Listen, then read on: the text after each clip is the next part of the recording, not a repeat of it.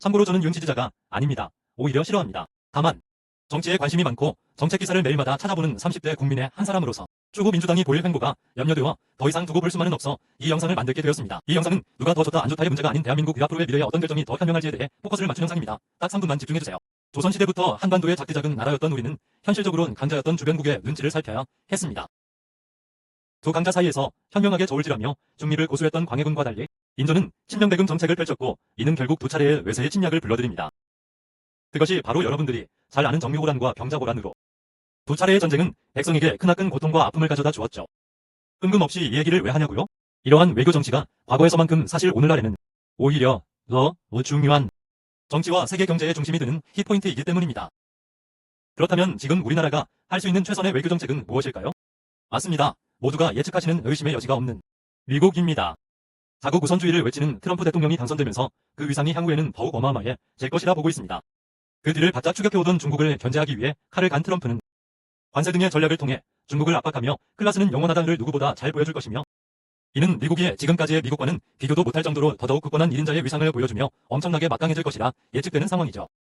2025년 올해가 그 시발점이 될 것입니다. 가파른 성장세였던 중국의 기세는 말도 안 되게 꺾일 것이며 우리 기업들도 살아남기 위해서는 중국과의 사업을 철수하고 미국과의 계약 체결로 발빠른 태세 전환을 보여줘야 합니다. 한마디로 미국을 버리고 중국을 선택하면 좆되는 겁니다.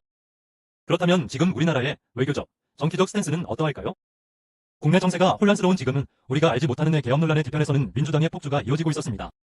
과반수의 의원수로 사실상 정치적 실세를 차지하고 있는 민주당은 과거의 동인과 서인 노론과 소론처럼 견제하고 비판하며 최상의 정치적 결정을 내리는 것이 아닌 그들의 입맛에 맞춰 국정을 다스릴 수 있었습니다.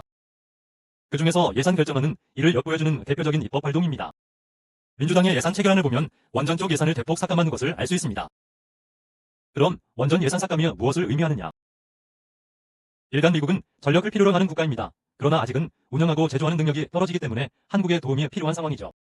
과거 민주당의 문재인 전 대통령은 무슨 일에선지 탈원전 정책을 펼쳐 한동안 원전의 가동이 중단되었었죠.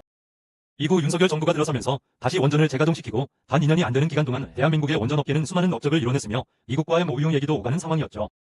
그런데 놀랍게도 이번에 민주당이 내세운 예산 내역에는 원전 관련 예산을 다 잘라버리고 특히 미국이 강력히 필요로 하는 앞으로의 유망 먹거리인 소형 모듈 SMR까지도 예산을 대폭 삭감했습니다. 이는 한미 관계 파탄의 지름길이라 볼 수 있습니다.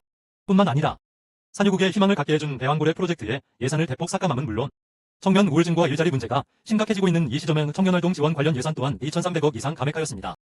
의석수 많다고 이런 말도 안 되는 정책들을 강행하며 예산안 통과시키라고 난리치는데 상식적으로 이걸 어떻게 통과시키냐? 심지어 통과 안 시키면 한덕수까지도 탄핵시키겠다며 협박까지 뭐만 하면 국민 들먹이며 협박하는데 기가 차지도 않는다. 언제부터 이런 행보가 국민이 원한 것이었냐고.